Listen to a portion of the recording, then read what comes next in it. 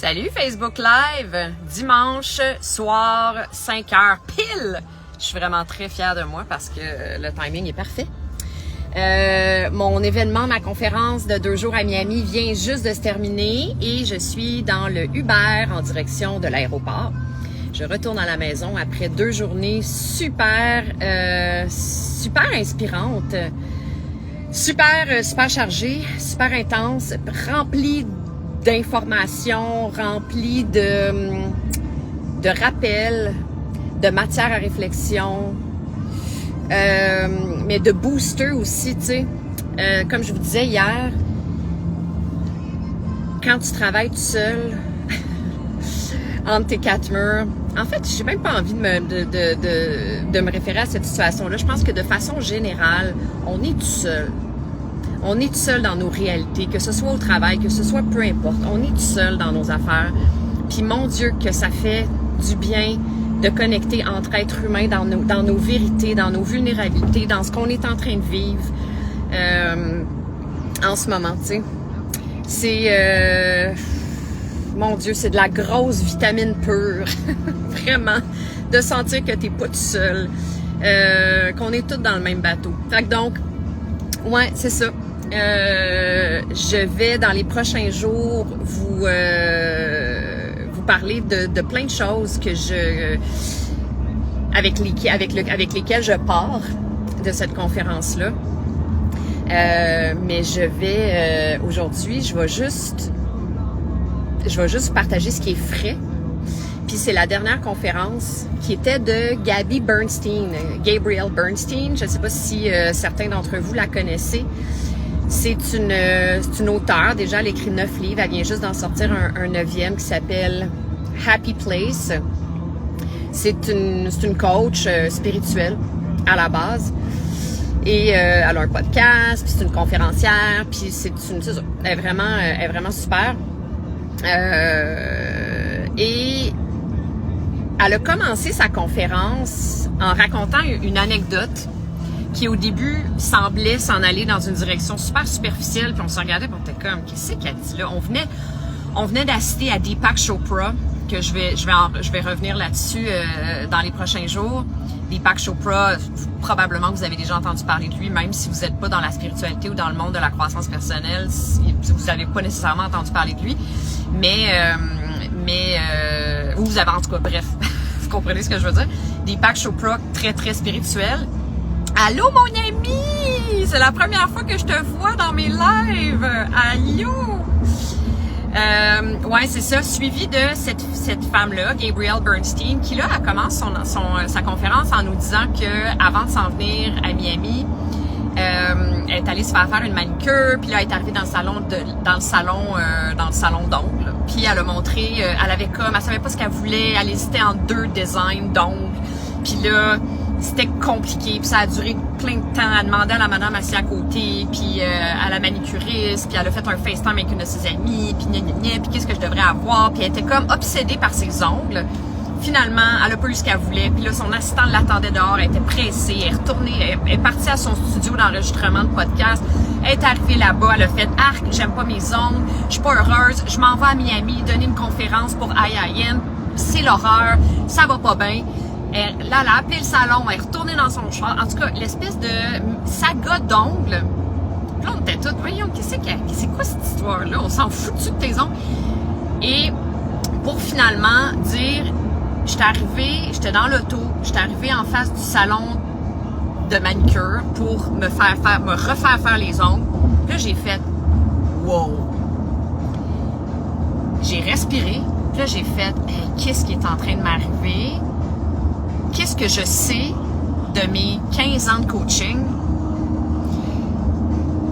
sur ce que je suis en train de vivre? Qu'est-ce que ça m'indique? Qu'est-ce que je suis en train de vivre en ce moment? Elle s'est recentrée, elle a fait une petite méditation, elle a respiré profondément, puis elle s'est reconnectée avec la petite Gabrielle Bernstein à l'intérieur d'elle, qui avait besoin d'être vue, puis qui a encore un trauma, un petit trauma, une histoire qui vient de son enfance quand sa mère, elle essaye de se faire une couette, puis en tout cas, peu importe, c'est pas important.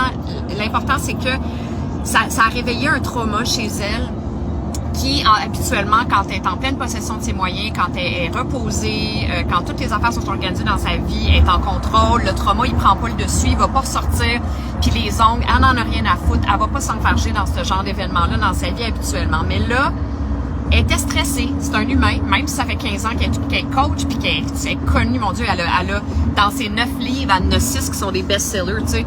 Elle a été interviewée par Oprah, tu sais, c'est quelqu'un de super connu dans le milieu. Mais c'est encore un être humain.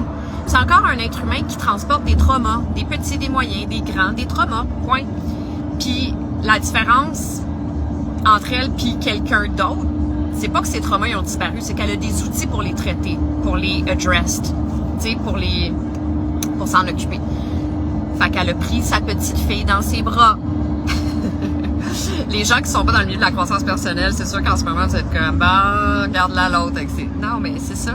Il reste qu'on en a tous des traumas, des petits, des moyens, des grands. Puis il faut s'en occuper, puis il faut leur donner de l'amour, puis il faut se recentrer, il faut se remettre dans notre track. Parce que sinon, on est bouffé tout rond par ces espèces d'affaires-là qui sont tellement nocives et inutiles et ouais. Fait que là, elle était en train, elle nous raconter ça, puis là, ben, sa conférence a duré quand même assez longtemps. C'était super intéressant, c'était super inspirant. Et à un moment donné, je me suis surprise en train d'être agressée par tout autour de moi. Ça, c'est mon talon d'Achille. J'en ai pas juste un, mais ça, c'en est un. D'être agressée par les bruits, je suis une hypersensible. Agressée par le monde qui ont comme pas de respect pour la personne qui est en train de donner une conférence en avant, qui se lèvent, qui font du bruit, qui parlent, qui toussent, plein de monde toussait, puis échappait leur bouteille d'eau, puis le téléphone sonnait, puis la musique de leur comme c'était sans arrêt.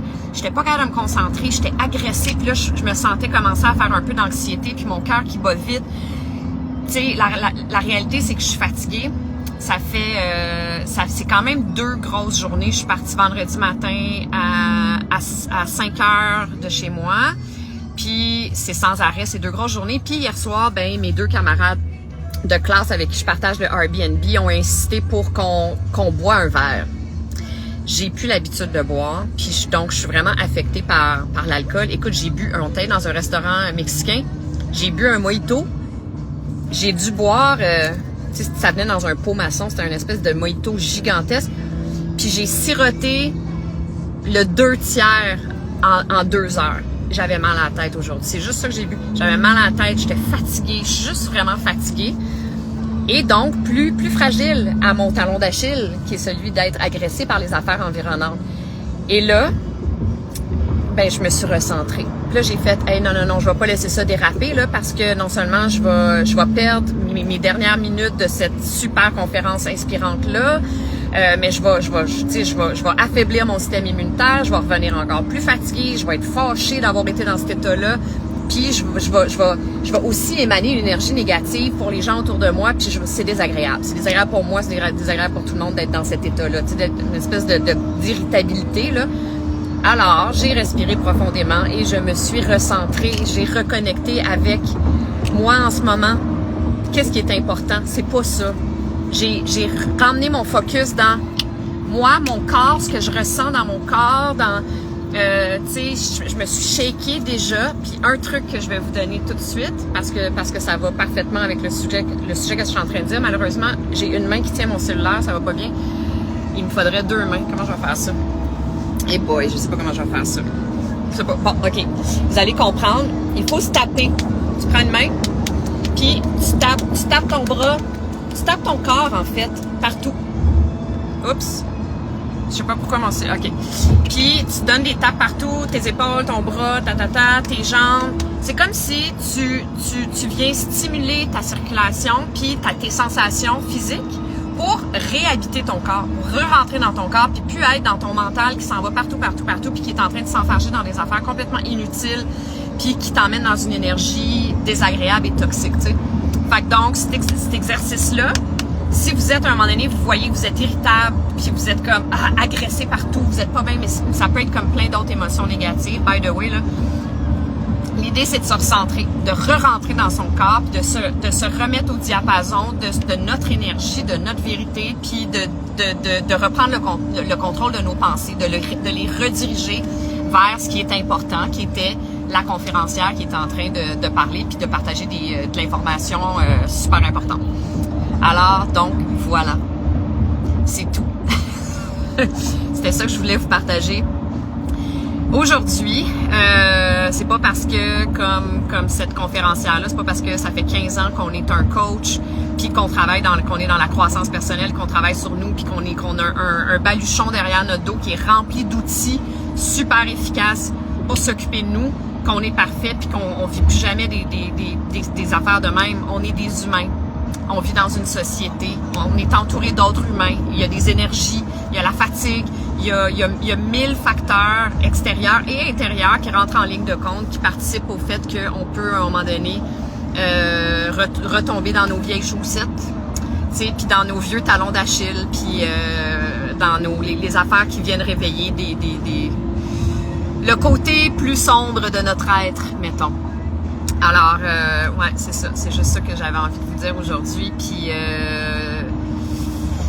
cette semaine, j'ai des maudits beaux sujets parce que je suis inspirée plus que jamais. Ça aussi, c'est important. J'en parlais hier, mais de retourner à la source une fois de temps en temps.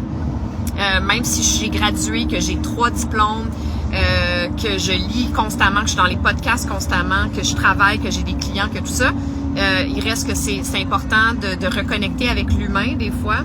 Et au-delà des clients, mais des camarades de classe, puis des enseignants, des autres personnes qui sont un petit peu plus avancées que toi ou beaucoup plus avancées que toi dans ta carrière. Ça fait du bien en tabarnouche. Je me sentais perdue un petit peu dans les dernières semaines, fatiguée, déconnectée un peu, puis là, ben, je me sens complètement réalignée, inspirée et motivée et pleine de projets, puis voilà, c'est ça. Alors, ben merci d'avoir été là, puis à demain soir, avec un différent paysage. Je pourrais vous montrer un petit peu de palmiers. Ouais. Non, on les voit pas très bien du Uber sur l'autoroute, les palmiers. La température est délicieuse, mais ça va finir dans quelques heures. Bye tout le monde, bye!